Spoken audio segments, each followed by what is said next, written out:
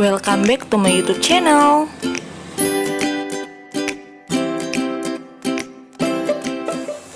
Jangan lupa subscribe biar nggak ketinggalan info terbaru ya. Assalamualaikum warahmatullahi wabarakatuh. Hari ini kita akan belajar tentang persamaan kuadrat. Sebelumnya, perhatikan persamaan-persamaan berikut. Persamaan pertama, X plus 5 sama dengan min 3 ya. Persamaan kedua, X kuadrat tambah 3X negatif 6 sama dengan 0. Kita lihat, adakah perbedaan antara persamaan 1 dengan persamaan 2? Ya, persamaan 2 ada pangkat 2, sedangkan persamaan 1 tidak ada pangkat atau bisa dikatakan pangkat 1. Persamaan 1 ini disebut sebagai persamaan linear, sedangkan persamaan 2 dan 3 disebut sebagai persamaan kuadrat. Oleh karena itu, apakah persamaan kuadrat itu akan dijelaskan pada penjelasan berikutnya.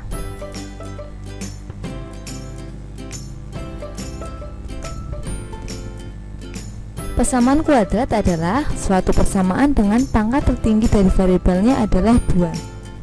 Bentuk umumnya AX pangkat 2 tambah BX tambah C sama dengan 0. Dengan A tidak sama dengan 0, A, B, dan C adalah bilangan real. Untuk menjelaskan bentuk umum ini, saya akan langsung ke contoh. Jadi, yang di depannya X pangkat 2 atau koefisien X pangkat 2 disebut A, sedangkan yang di depannya X atau koefisien X disebut B. Dan yang terakhir yang tidak diikuti dengan X itu sebagai konstanta atau C. Langsung saja ke contoh 1. A nya berarti berapa ini? Depannya X pangkat 2, ya 2. Kalau B nya plus 4, berarti positif 4. Sedangkan C nya negatif 1. Tadi kan di sini positif, berarti C nya kalau bentuknya negatif, C nya juga negatif 1. Ini lebih mudah ya. A nya berapa? Tidak ada angkanya, Bu. Artinya, kalau tidak ada angkanya, saya ingatkan kembali, artinya di depan sini ada angka 1. Bukan 0 ya, tetapi 1. Depannya X pangkat 2 berarti 1, depannya X berarti 3. Lalu C-nya bagaimana? Karena tidak ada konstanta di sini, C-nya 0. Kalau yang bentuk ketiga, bisa kalian tebak?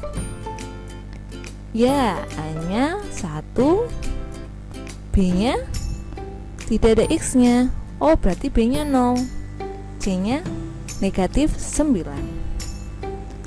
Agar lebih memahami, silakan dikerjakan latihannya ya. Lanjut ke materi selanjutnya, menentukan akar-akar persamaan kuadrat. Menentukan akar-akar persamaan kuadrat artinya adalah mencari nilai X, yang dimana nilai X itu kalau disubstitusikan, persamaan tersebut bernilai benar. Ada 3 cara menentukan akar-akar persamaan kuadrat. Yang pertama faktorisasi, yang kedua melengkapkan kuadrat sempurna, yang ketiga rumus kuadrat. Kita akan mempelajari ini semua, tapi hari ini kita akan belajar tentang faktorisasi saja. Apa itu faktorisasi? Faktorisasi adalah dengan cara mencari dua bilangan yang memenuhi syarat ini. Hasil kalinya sama dengan A kali C dan jumlahnya sama dengan B. Kalau hanya membaca pengertiannya akan sulit dipahami ya. Kita langsung saja ke contoh. Carilah akar-akar persamaan kuadrat dari persamaan ini. Kita lihat ada yang belum ada angkanya, ya di depannya X kuadrat, berarti artinya ini apa? 1. A nya sama dengan 1, B nya sama dengan 7, C nya sama dengan 12. Ketentuannya hasil kali sama dengan A kali C, dan jumlah sama dengan B. Kalau B sudah tahu, tapi kalau hasil kali kita lihat A1 C nya 12. Kalau dikalikan 1 kali 12 berapa? Ya 12, berarti hasil kalinya harus 12. Dan jumlahnya harus B berapa? 7. Cari dua bilangan yang dikalikan hasilnya 12 dan dijumlahkan hasilnya 7. Kita abaikan dulu jumlah ini. Kita cari bilangan, dua bilangan dikalikan hasilnya 12. Berarti bisa 1 kali 12 atau 2 kali 6 atau 3 kali 4. Dari 3 pasang bilangan ini kita bisa melihat kira-kira mana yang dijumlahkan hasilnya 7. 1 tambah 12 kan 13, 2 tambah 6 kan 8. Jadi ini bukan. Tapi kalau 3 tambah 4, oh 7. 3 tambah 4 bisa jadi 7. 3 dikali 4 hasilnya juga 12. 3 ditambah 4 hasilnya 7. Kalau sudah ketemu dua bilangan ini bagaimana? Tulis persamaannya lagi. X kuadrat tambah 7x plus 12 sama dengan 0. X karena 3 ini positif ditambah 3 kurung tutup kurung buka, X lagi 4 juga positif tambah 4 kurung tutup sama dengan 0. Artinya apa? X tambah 3 nya bisa 0, X tambah 4 nya bisa juga 0, atau dua-duanya bisa 0. X tambah 3 sama dengan 0 atau X tambah 4 sama dengan 0. X sama dengan positif 3 kalau pindah jadi negatif 3 ya. Sedangkan ini X sama dengan positif 4 pindah jadi negatif 4. Akar-akarnya, akar pertama itu negatif 3, akar kedua negatif 4. Kalau masih belum paham, nanti kita akan bahas pada contoh kedua. Untuk lebih memahami contoh satu tadi, saya memberikan contoh satu lagi. Karena memang materi ini bukan termasuk materi yang langsung dapat dipahami kalau hanya belajar dari satu soal. Ya, kita lihat ya contoh kedua. Seperti tadi kita harus menentukan A, B, C nya terlebih dahulu. Ini tidak ada angkanya, artinya 1. A nya sama dengan 1. B nya ya negatif 3.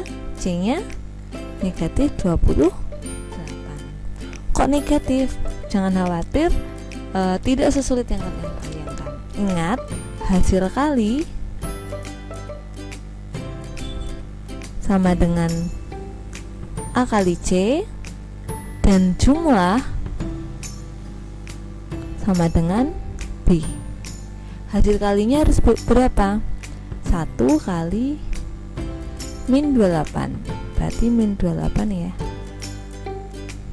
Sedangkan jumlahnya B nya berapa? Negatif 3. Kita abaikan terlebih dahulu negatifnya. Kita cari bilangan yang dikalikan hasilnya 28. Apa saja yang bilangannya dikalikan hasilnya 28? 1 kali 28 atau 2 kali 14 atau mungkin 4 kali 7 ya. Sudah bisa terlihat ya. Kira-kira mana yang bisa menjadi negatif 3? 1 tambah 28 29. 28 kurangi 1 27. Ini bukan. 2 kali tambah 14 16. 14 kurangi 2 12. Bukan juga. Kalau 4 tambah 7 11. Bukan. 7 kurangi 4 3. Oh, bisa 3. Tapi caranya bagaimana? Apakah 4 kurangi 7 atau 7 kurangi 4 biar jadi negatif 3? Negatif, berarti 4 kurangi 7 atau 4 kali negatif 7. Jadi kita sudah ketemu di sini hasil kali 4 kali negatif 7 dan penjumlahan 4 ditambah negatif 7. Seperti tadi, kalau sudah menemukan dua angka ini, kita tulis lagi soalnya. Kuadrat tambah 3x min 28 sama dengan 0. X 4 nya di sini positif ya.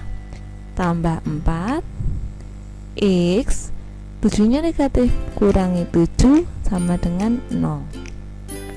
X tambah 4 sama dengan 0, atau X kurangi 7 sama dengan 0. X sama dengan 4 positif pindah jadi negatif 4, sedangkan min 7 negatif pindah jadi positif 7. Akar pertama min 4, akar kedua 7. Selesai. Semoga kalian lebih memahami. Agar lebih memahami lagi, harus mencoba ya, silakan dikerjakan latihannya.